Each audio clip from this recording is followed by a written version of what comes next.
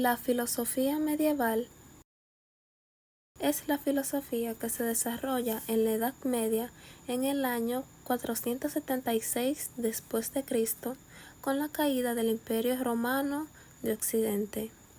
Sin embargo, se dice que comenzó siglo antes, en el siglo II a.C. En el año 146, Roma invade a Grecia y se crea una fusión entre los elementos griegos y romanos. Este va a ser uno de los factores que van a influir para el desarrollo de la filosofía medieval. En el siglo I, o más bien año 1, nace Cristo, que marcó la historia del mundo para siempre. Con el nacimiento de Cristo, junto con el cristianismo, se va a plantear una nueva visión del mundo e influye directamente con la filosofía medieval.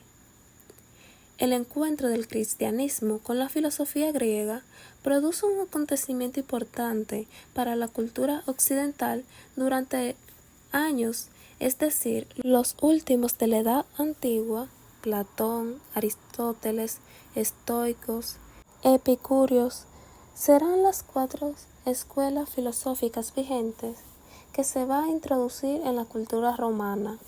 Los romanos fueron influenciados sobre todo en el platonismo.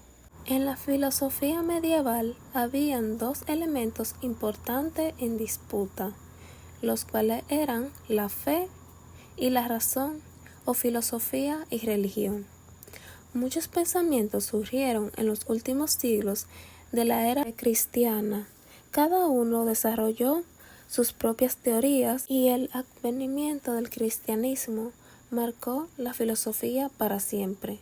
El cristianismo se presentó como la educación para los hombres, una forma de llevar la vida amando a Dios, teniendo fe, guiándose por la fe cristiana, y entre la filosofía y el cristianismo las personas debían elegir cuál camino escoger o si se fusionaban. Entre el siglo I y el siglo III después de Cristo, la corriente filosófica más fuerte fue el gnosticismo, también llamado conocimiento. Era una doctrina que se basaba en la experiencia de obtener la salvación a través del conocimiento. El hombre decía que conociendo a Dios se salvaba a sí mismo. Por otro lado, el platonismo estuvo vigente en la filosofía medieval, en la llamada Padres de la Iglesia. Esta era una corriente filosófica que quería hacer una síntesis de la filosofía y religión. La filosofía medieval tenía 2 etapas principales: la patrística y la escolástica. La patrística, entre el siglo II hasta el siglo V y VI, intentaba hacer una síntesis entre filosofía y religión. Ahí se encontraban los padres de la Iglesia, los cuales eran Orígenes, que nace en el año 185 y fallece en el 254 después de Cristo, y San Agustín, que nació en el año 354 y falleció en el año 430 después de Cristo. Segunda parte de la escolástica, en el siglo V-VI hasta el siglo XV, fue una etapa crucial en el desarrollo de la filosofía medieval, ya que su principal preocupación fue comprender la revelación divina utilizando la razón humana.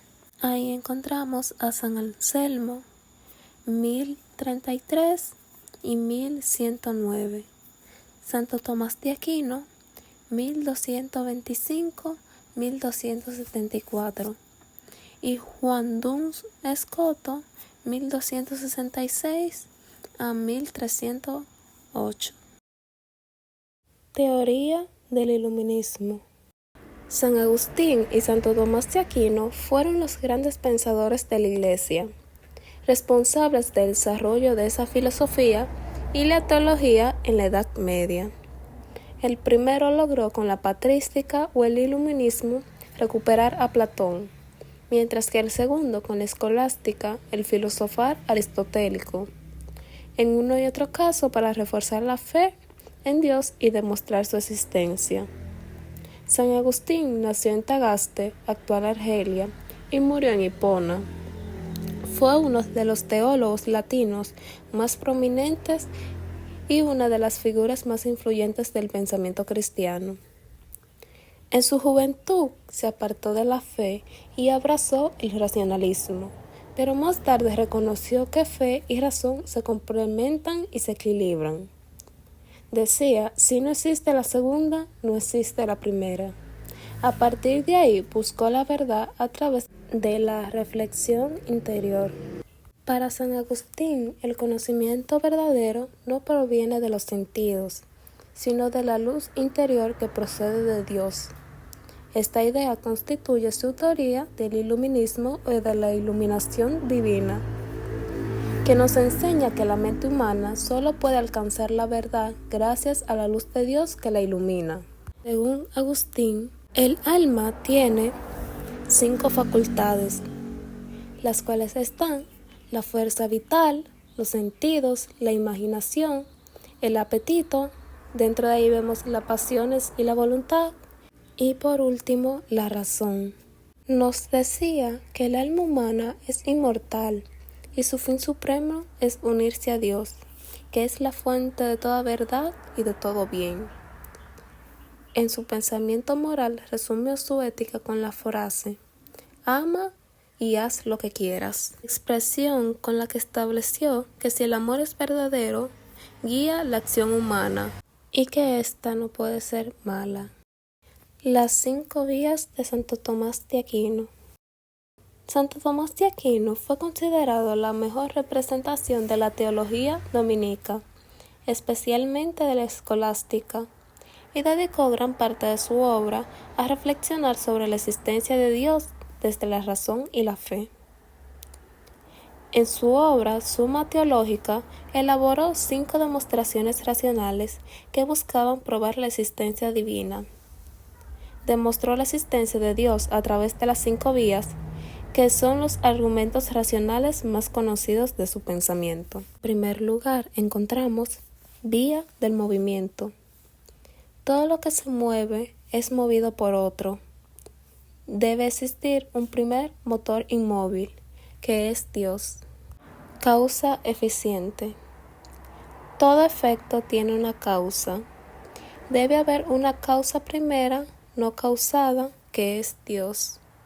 Vía de lo posible y necesario. Si todo lo que existe pudiera dejar de ser, en algún momento no habría existido nada. Por tanto, debe existir un ser necesario que es Dios. Grados de perfección. Observamos que distintos grados de perfección en los seres. Debe existir un ser absolutamente perfecto, fuente de toda perfección, que es Dios. Vía del orden del universo. Teleológica. El mundo muestra un orden y finalidad. Debe existir una inteligencia suprema que lo haya dispuesto así, que es Dios.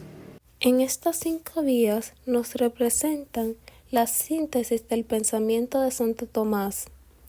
Nos dice que la fe y la razón no se oponen, sino que se complementan para llegar al conocimiento de Dios y de la verdad. Gracias.